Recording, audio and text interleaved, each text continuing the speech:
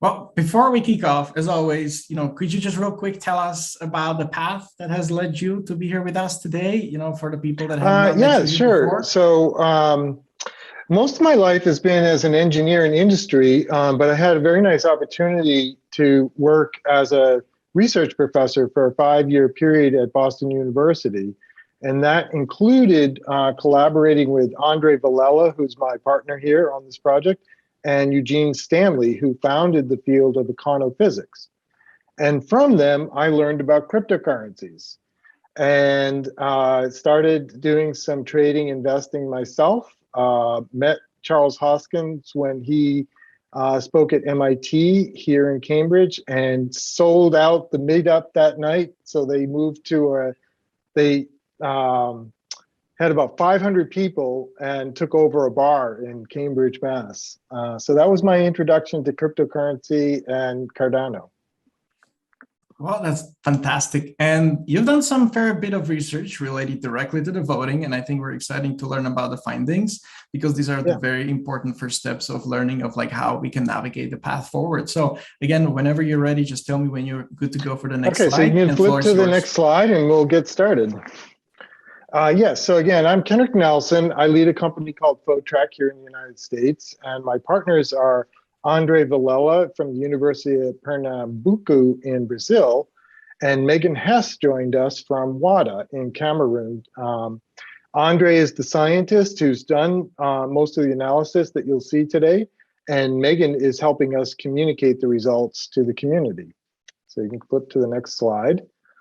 I'm going to talk about the results we've completed under Fund 4 that demonstrate why it's important to have a different allocation than just simply one coin, one vote, which has the danger of becoming kind of an oligarchic decision-making process rather than a truly decentralized, distributed decision-making process.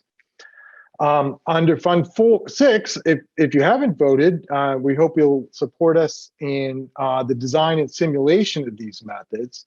And then in Fund 7, we're proposing a challenge to have teams actually prototype this method. So if you'll go to the next slide, I'll show you some of our analysis. So IOG has been very helpful in providing us the distribution of wallets during the funds 4 and 5. They have a very similar shape, even though there was about a 42% increase in wallets that registered for Fund 5. And they're extremely heavy tail, which is part of my own expertise and part of why I was concerned that one coin, one vote will not fulfill the aspirations of the Cardano Catalyst community to have a distributed decision-making process, because even though it seems like these groups with smaller wallets where they have high numbers of them might have some influence. In fact, out here are 2 wallets with approximately 50 million ADA in them. And we'll see on the next slide why that's significant. So if you can flip to the next slide. So here in red, I plot the total wealth for this cohort of wealth ranges. And when you look at this distribution in this way, the picture changes dramatically. Even though there are a lot of wallets in the lower ranges, their influence in the voting is really minimal.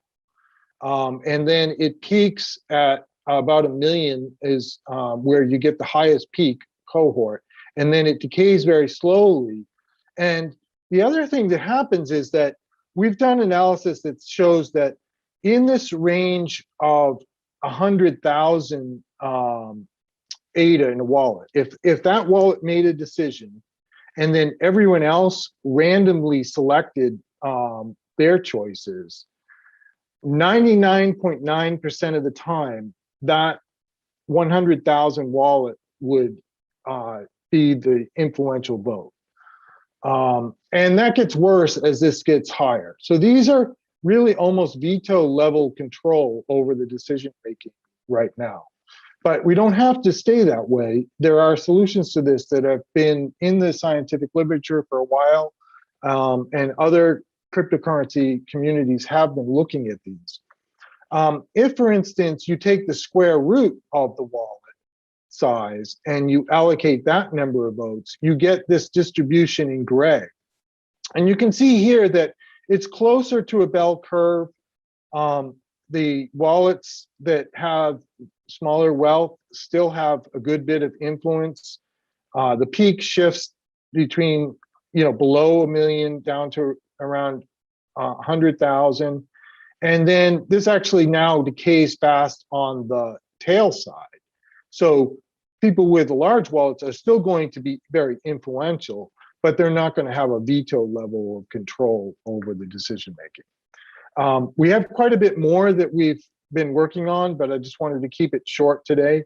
In particular, I'll just finalize by saying that we think that in addition to this, it's important that people be able to focus their voting on the things that they're interested in, rather than being responsible for voting across all of the projects. And that you can see in our fuller report.